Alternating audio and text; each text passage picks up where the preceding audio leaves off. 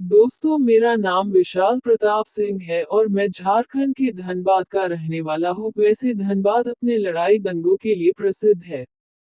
लेकिन आज जो मैं आपको किस्सा बताने जा रहा हूँ, वो इससे जरा हटके है। तो दोस्तों, एक रात मैं अपने गांव से मेरे मित्र अवधेश के साथ अंधेरी रात में खेत के रास्ते बस स्टैंड की तरफ जा रहा था।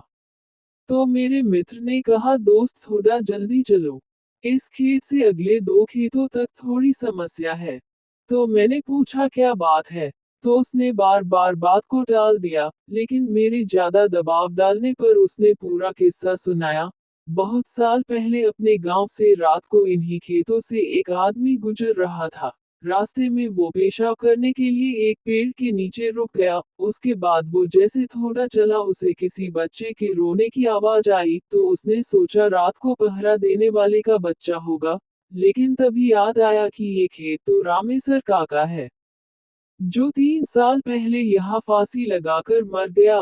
वह आदमी सहमे हुए कदमों से आगे बढ़ता रहा, और उसके दिमाग में उन लोगों की बातें याद आई कि इस खेत से गुजरते वक्त रात को कभी पीछे मत मुड़ना, कोई रास्ता पूछे तो उसके आंखों और पाँव को मत देखना, कोई कितना भी बोले मत सुनना। ये सब बातें दिमाग में सोचने से उस आदमी की हालत बहुत बुरी हो गई, और सोचने लगा कि उसने यहाँ आने से पहले ये सब क्यों नहीं सोचा। वो जैसे जैसे आगे बढ़ता, वैसे वैसे बच्चे की आवाज और तेज होती जाती, और ऐसा लग रहा था जैसे वो उसके साथ ही चल रहा हो। तभी अचानक उसने देखा कि एक पेड़ से बंधे झूले में बच्चा लेटा रो रहा था। तो डरते हुए उसने आवाज लगाई कि ये किसका बच्चा है, लेकिन कोई प्रतिक्रिया नहीं आई। तो डर के मारे आगे बढ़ गया, लेकिन बच्चे की किलकारी सुनकर उससे रहा नहीं गया, और उसने पीछे मुड़कर देख लिया। तो उसने देखा वो बच्चा झूले में उसके पीछे पड़ा था। रहम के मारे उसने उस बच्चे को गोद में उठाकर भागने लगा। थोड़ी देर बाद वो बच्चा उसे भारी लगने लगा, और देखकर चौंक गया कि उसके पैर लंबे होकर जमीन को छूने वाले थे।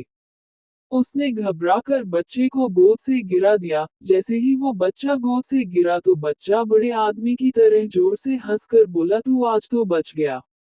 अगर मेरे पैर जमीन छू लेते तो तुझे आज यहाँ कोई नहीं बचा सकता। तेरी मौत तय थी। ये कहते ही वो बच्चा गायब हो गया।